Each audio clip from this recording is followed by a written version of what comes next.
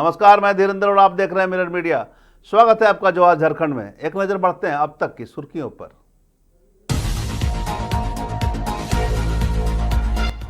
रांची में चोरों का आतंक, राशन दुकान की छत तोड़ लाखों की चोरी।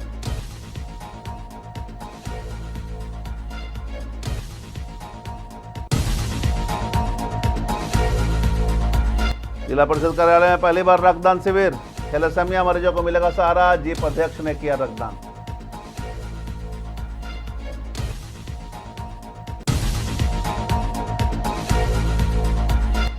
देवघर पुलिस का बड़ा एक्शन, 2 ब्राउन शुगर तस्कर दबोचे गए, 8.43 ग्राम ब्राउन शुगर और मोबाइल बरामद।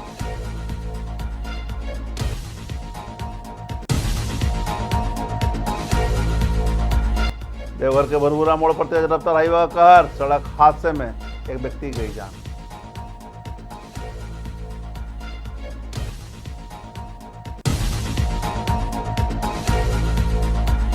और कतरास में अवैध कोयला खनन के खिलाफ फूटा ग्रामीणों का गुस्सा, माइंस पर धावा बोल रुकवाया काम।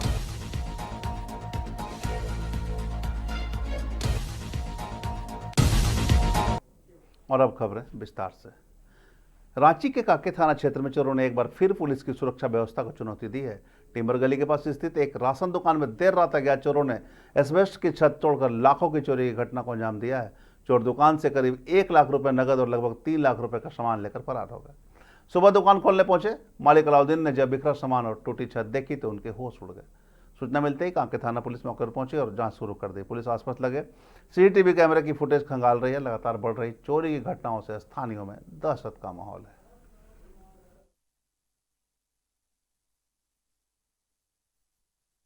खोले तो देखते हैं कि एलिवेशन का है तो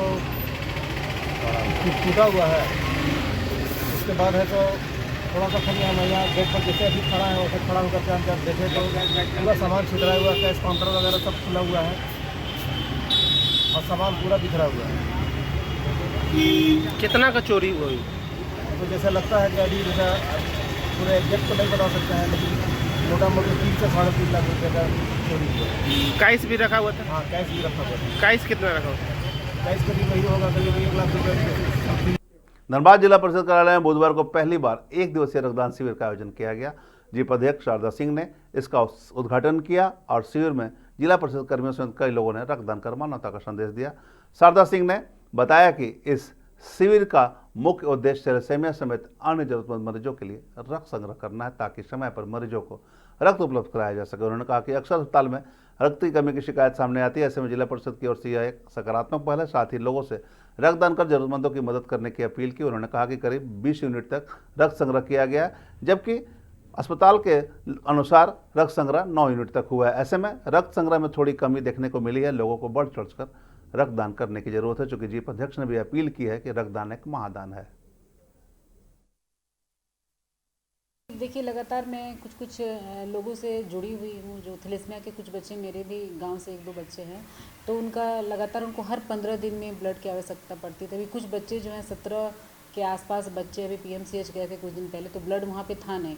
और वो बच्चे को सर्वाइव करने के लिए ब्लड बहुत ज़रूरी है उनके लिए। एक तो वो जन्म से ही थैलेसीमिया के बच्चे पैदा लेते हैं, तो आम बच्चों की तरह ना खेल सकते हैं, ना कूद सकते हैं। मतलब एक इन्वायरमेंट उनको थोड़ा अलग मिलता है। पेरेंट्स भी डरते हैं कि नहीं, आम बच्चों खेलना कूदना नहीं। तो कुदरत ने तो उन पर कहर किया ही हुआ है। तो हम लोगों का प्रयास रहता है कि उनके सर्वाइव के लिए हम कुछ कर सकें। आए दिन लोग बात करते हैं कि मदद करना चाहिए, ये करना चाहिए। तो जैसे ही मुझे पता चला कि ब्लड की उनको आवश्यकता है, ब्लड नहीं मिल रहा है पीएमसीएच से, तो देखिए हम लोग सिर्फ आरोप ही लगाते हैं किसी विभाग में कि पीएमसीएच कुछ नहीं कर रहा है, किसी कोई पेशेंट का इलाज नहीं हुआ तो हम लोग डांटते वगैरह हैं कि आप इलाज करिए, ये करिए, वो करिए। लेकिन जब उनकी परेशानी में आया तो मुझे लगा कि नहीं, परेशानी में थोड़ा मदद करना चाहिए। तो इसी उद्देश्य के साथ मैंने एक जिला परिषद में डीडीसी साहब से बात किया कि एक कैंप जिला परिषद में लगवाना है, तो वो तुरंत तैयार हो गए हैं। उन्होंने सारा अरेंजमेंट करवा दिया। तो आई हम लोगों ने दिलाया ब्लड। तो सबसे पहले मैंने ही शुरुआत किया, क्योंकि जिला परिषद है, मैं अध्यक्ष हूँ, तो मैंने ही दिया। फिर मैंने अपने स्टाफ को किया, जिनकी भी मर्जी थी उन लोगों ने आकर के यहाँ आए, अपना ब्लड डोनेट किया। और एक थोड़ा सा पहल, थोड़ी सी मदद मैंने थैलेसीमिया बच्चों की की। एक बच्ची है आकृति, वो बहुत ही थैलेसीमिया बच्ची, लेकिन आप उसको देख के नहीं बता सकते हैं। वो 3 दिन से ब्लड के लिए घूम रही है, लेकिन उसको ब्लड नहीं मिला है। काफ़ी तादाद में लोग पहुँचे हुए हैं डोनेशन करने के लिए। काफ़ी अन्य संस्था से भी लोग आए हुए हैं। बहुत अच्छा लग रहा है।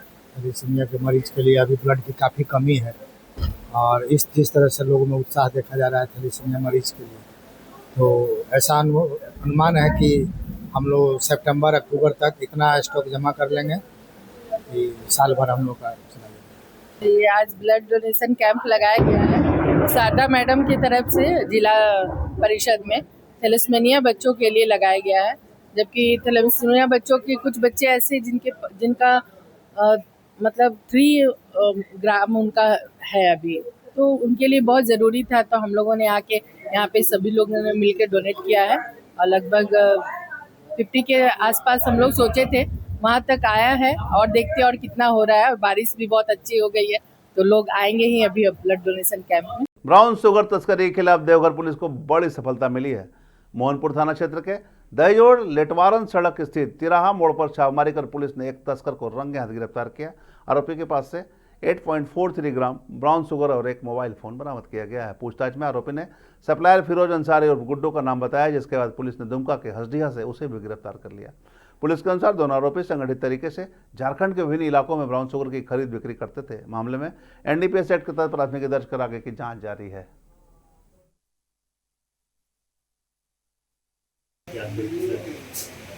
पदार्थ का निर्माण करने वाले सूचना थाना प्रभारी मोहनपुर द्वारा पुलिस अधीक्षक महोदय को दी गई।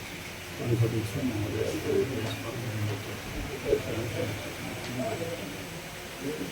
और इस टीम के द्वारा जब छापामारी किया गया तो एक व्यक्ति जो है गौतम मामला लेटवावरण दहीजोड़ से लेटवावरण वाले रास्ते में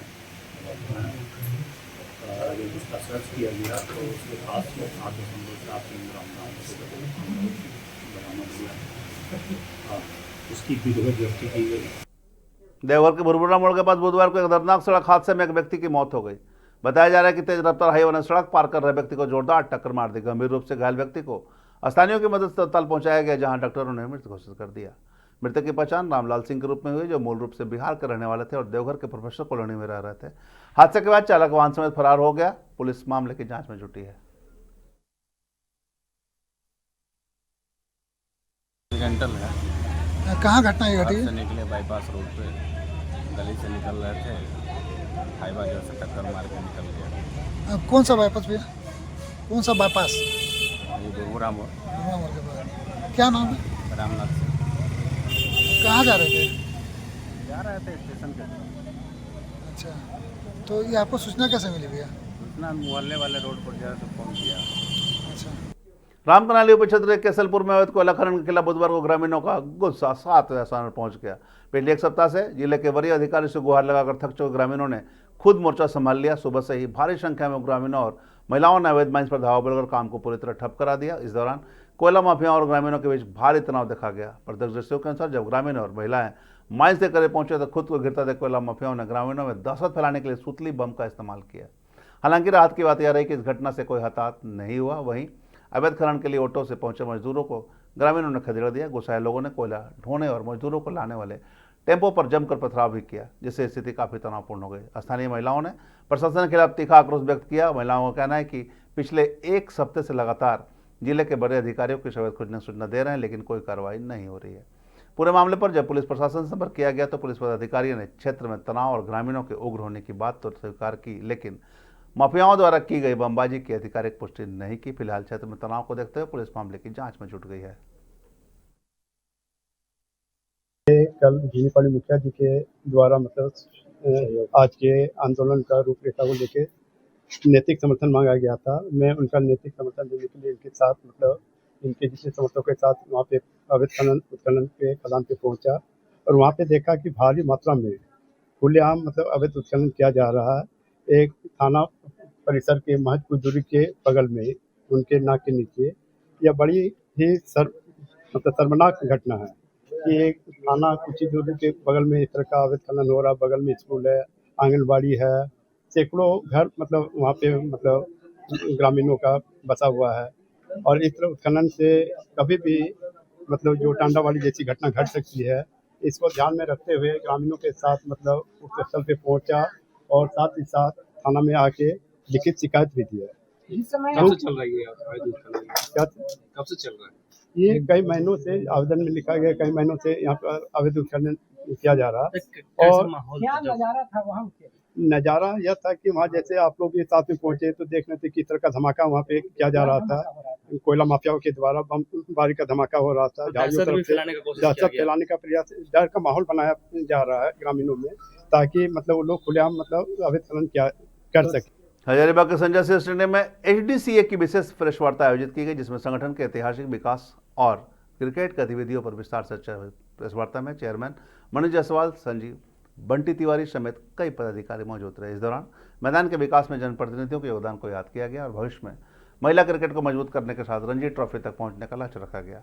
हालिया विवादों पर प्रतिक्रिया देते हुए मनीष जायसवाल ने कहा कि किसी भी असहमति को संगठन के भीतर बातचीत से सुलझाया जा सकता है।